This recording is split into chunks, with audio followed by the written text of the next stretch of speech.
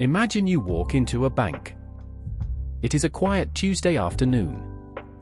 The smell of fresh coffee lingers in the air, and the only sounds are the soft tapping of keyboards and the distant hum of an air conditioner.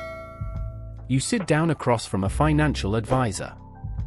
He is older, with grey hair and calm eyes that have seen hundreds of people just like you walk through that door. You slide a single piece of paper across the polished wooden desk. It is a simple bank statement, but it represents years of your life, years of waking up early, years of saying no to things you wanted, years of watching the numbers creep up slowly. It shows your life savings. You ask one simple question. Is this enough to retire? The advisor looks at the number on the paper. He studies it for a moment. Then he looks up at you. He tilts his head slightly and asks something strange. How long do you plan to live? Most people laugh nervously when they hear that question. It feels almost morbid, doesn't it? But here is the thing. The advisor is not trying to be dark or philosophical. He is doing the math in his head. Because if you tell him you plan to live 10 more years, the answer is one thing. If you tell him you plan to live 40 more years, the answer is something completely different. And the truth is, most of us have no idea how long we will live. We are living longer than any generation in human history. Medical science keeps pushing the boundaries. Retirement today is not a short rest at the end of a long life. For many people, it is a whole second lifetime. This question, how long do you plan to live, is actually the most important question in all of retirement planning. It changes everything. Because the cold hard truth is this. There is no magic retirement number. You have heard the numbers floating around the internet for years. $1 million. That used to be the golden ticket. Then it became 2 million. Then 3. I have seen headlines recently suggesting that you need $5 million to retire comfortably now. These numbers chase each other higher and higher, like a race to the top that nobody can win. They are everywhere. They are in every financial article, every YouTube video, every dinner table conversation about money. But most of them are misleading at best, and completely wrong at worst. Today I am going to explain something that almost nobody in the financial world tells you. We are going to break down why the famous retirement numbers you see everywhere are mostly nonsense. We are going to look at what the real retirement math actually looks like when you strip away the hype and the fear-mongering. We are going to explore why millions of people are heading into retirement with far less money than they think they need. But also, and this is important, we are going to talk about why that might not be as scary as it sounds. By the time we are done, you will have a completely new lens for looking at your own future. Let us break it down in a way so simple that even a kid could understand it. For years, decades really, people have been obsessed with one single question. What is the number? It is the holy grail of personal finance. We want a target. We want to know exactly how much we need to stack up before we can finally stop working and breathe. You have heard it 1,000 times. You need $1 million to retire. Then the goalposts moved. Actually, you need 2 million. Then 3. Soon it might be 5 or even 10. It feels like a moving target designed to keep you working forever. But here is the fundamental problem with those numbers. They are like saying every single person on Earth needs the exact same amount of food to survive. That makes no sense at all, right? A professional athlete training for the Olympics needs a massive amount of food, thousands of calories a day just to function. A small child needs a fraction of that. A person doing a desk job needs less than a construction worker. You cannot give everyone the same meal plan and expect it to work. Retirement works exactly the same way. Your personal number depends on a web of factors that are unique to you. It depends on where you live.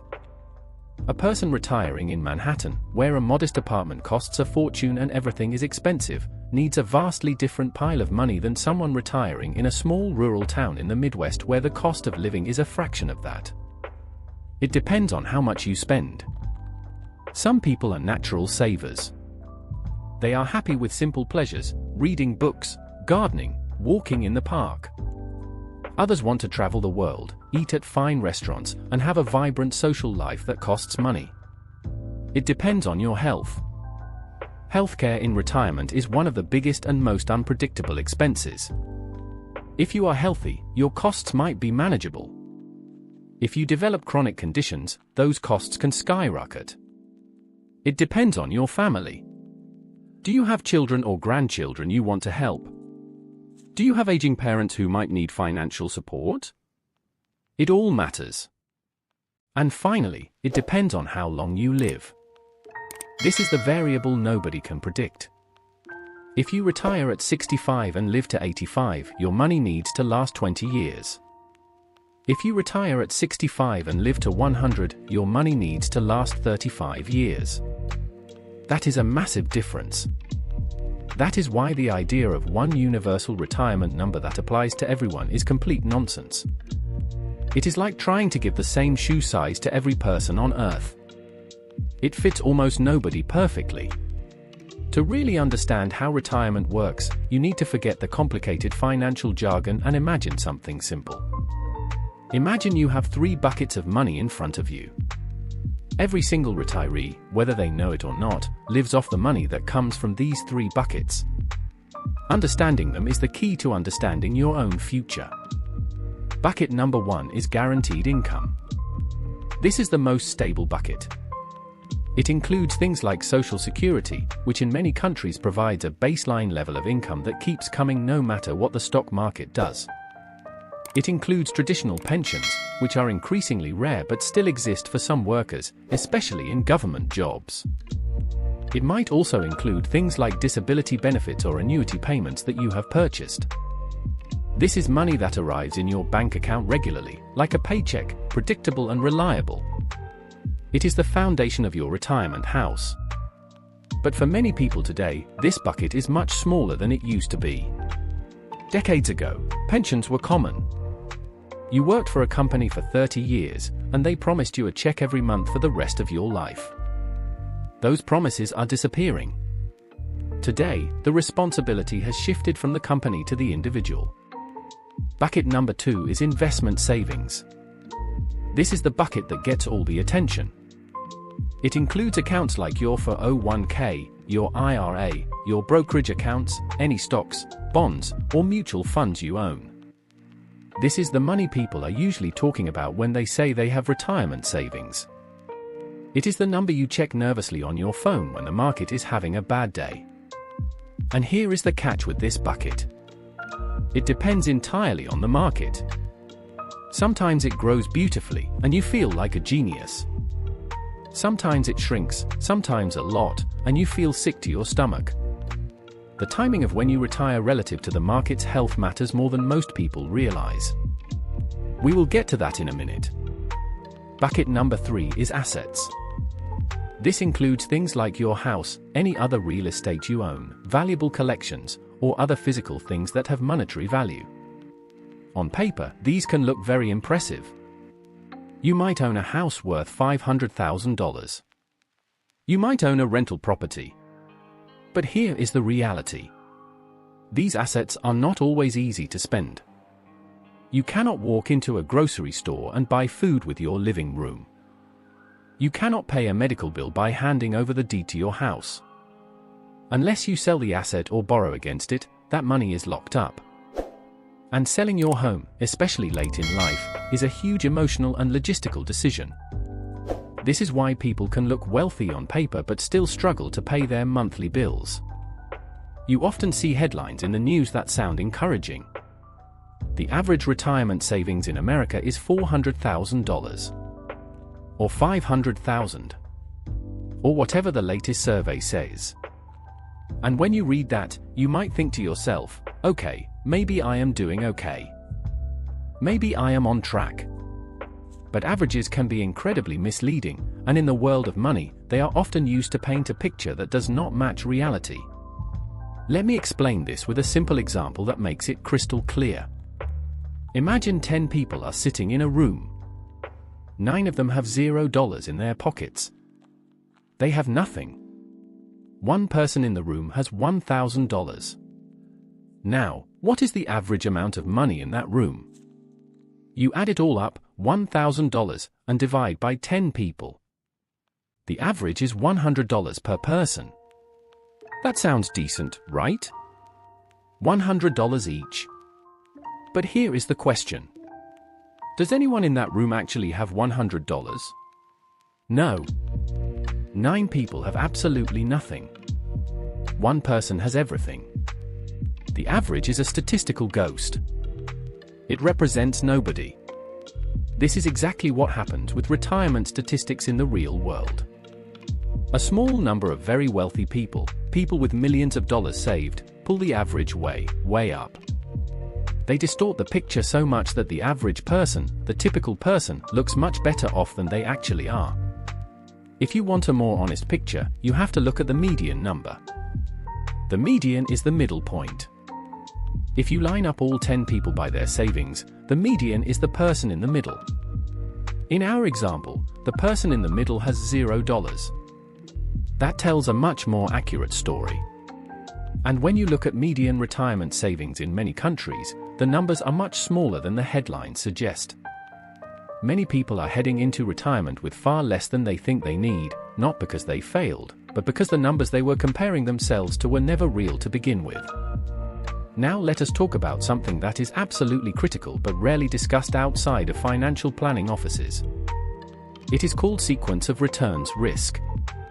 That sounds like complicated finance jargon, but the idea is actually very simple. And once you understand it, you will see why timing is everything. Imagine 2 people, let us call them Sarah and John. They are both 65 years old, and they both retire on the same day. They each have saved exactly the same amount of money, let us say $1 million. They have identical portfolios, the same mix of stocks and bonds. They plan to withdraw the same amount each year to live on. They are identical in every way, except for one thing. The market. Person A, Sarah, retires when the market is strong and about to enter a long period of growth. In her first few years of retirement, her investments grow nicely. She withdraws her living expenses, but the remaining money keeps compounding and increasing. Her nest egg stays healthy, or even grows, despite her taking money out. Person B, John, is not so lucky. He retires right before a major market crash. In his first year, the market drops 30%. He still needs to live, so he withdraws his expenses from a portfolio that is now much smaller. The next year, the market drops again. He withdraws more. Now his portfolio is taking a double hit. The market losses are permanent because he had to sell investments when they were low to pay his bills. Even if the market recovers eventually, and it usually does, John's portfolio may never catch up to Sarah's. They started with the same money, but their futures are now completely different. This is why the first few years of retirement are so critical. A bad market early on can change everything. It can turn a comfortable retirement into a stressful one. It is a hidden risk that the simple magic number math completely ignores. Many people, probably most people, believe that their house will be their retirement safety net. They look at the rising home prices and think, well, if things get tight, I can always sell the house. And technically, that is true. Your house is an asset. It has value. But there is a major psychological and practical problem with this plan. A house is not cash. It is not liquid.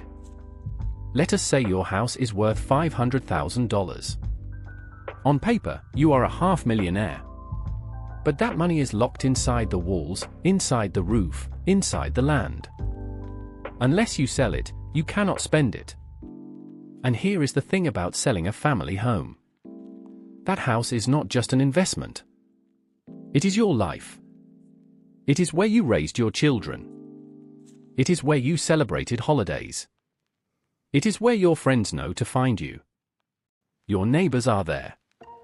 Your doctors are nearby. You know the best route to the grocery store. Moving at age 70 or 80 is not like moving at age 30. It is emotionally difficult. It is physically exhausting. It means leaving your community behind. So what happens? People become what is called house rich but cash poor. They live in a valuable asset, but they struggle to pay for everyday expenses like groceries, utilities, and medication. They look wealthy on paper, but their actual quality of life is constrained by a lack of cash flow. The house is an illusion of wealth unless you are willing to make the very hard decision to unlock it. So if the magic number is a myth, and averages are misleading, and your house might not save you, what is the real question you should be asking? The real question is not, how much money do most people have? The real question is not even, how much money should I have? The real question is, how much money do you, specifically you, need to live the life you want? This sounds simple, but it is profound. Some people live a completely happy and fulfilling life on $30,000 a year. They have simple tastes. They are content with what they have. Others spend $120,000 a year and feel like they are barely getting by. One person retires in a small town where a nice dinner costs $15. Another retires in an expensive coastal city where the same dinner costs $80. One person wants to spend their days golfing and traveling. Another wants to spend their days reading in the backyard and visiting the local library. Comparing yourself to national averages or internet headlines is not just unhelpful, it is dangerous. Because those averages have absolutely nothing to do with your life, your preferences, or your dreams. The only number that matters is your personal number. And the only way to find that number is to stop looking outward and start looking inward at your own life. Let me leave you with 3 simple rules to carry with you. These are not complicated financial strategies. They are foundational principles that can guide your decisions. Rule number 1 is to focus on income, not just savings. When you are retired, you do not eat your savings all at once. You eat the income that your savings produce, combined with your guaranteed income. What matters most is not the total pile of money, but how much money flows into your life each year. $1 million sounds great, but if it is all tied up in a house and a volatile stock portfolio, it might not produce much usable income. Focus on building income streams. Rule number 2 is to save earlier than you think you need to. Time is the most powerful force in all of investing. It is the one thing you cannot buy more of. Money saved in your 20s has decades to grow and compound. Money saved in your 50s has very little time. The earlier you start, even with small amounts, the more time you give your money to work for you. Do not wait until you feel ready. Start now. Rule number 3 is to understand that working even a few extra years can dramatically change your retirement picture. I know nobody wants to hear that. We all want to retire as early as possible. But let us do the math. 5 extra years of work means 5 more years of saving money and adding to your nest egg. It means 5 more years of investment growth on the money you already have. And most importantly, it means 5 fewer years that your money needs to support you. That single decision, delaying retirement by just a handful of years, can effectively double your financial security in retirement. It is one of the most powerful levers you have. Here is the truth that most people never hear, the truth that gets buried under all the scary headlines and clickbait numbers. Retirement is not about hitting some magic number that someone on the internet made up. It is about building a personal financial system that supports the life you actually want to live. The internet will always show you scary numbers to get your attention. 2 million. 3 million. 5 million. These numbers are designed to make you feel anxious, to make you click, to make you feel like you are falling behind. But those numbers do not know you. They do not know where you live, how you spend, what makes you happy. They do not know your family, your health, or your dreams. Only you do. So instead of spending your life chasing someone else's number, start building your own plan. Look at your own 3 buckets. Think about your own spending. Consider your own timeline. And if you want to understand money in a way that actually makes sense, in a way that empowers you instead of scaring you, subscribe to the channel. Because most people are taught how to earn money. We are taught to go to school, get a job, climb the ladder. But very few people are ever taught how money actually works, how to make it last, how to make it serve you. That is exactly what we are going to keep exploring together in future videos. See you in the next one.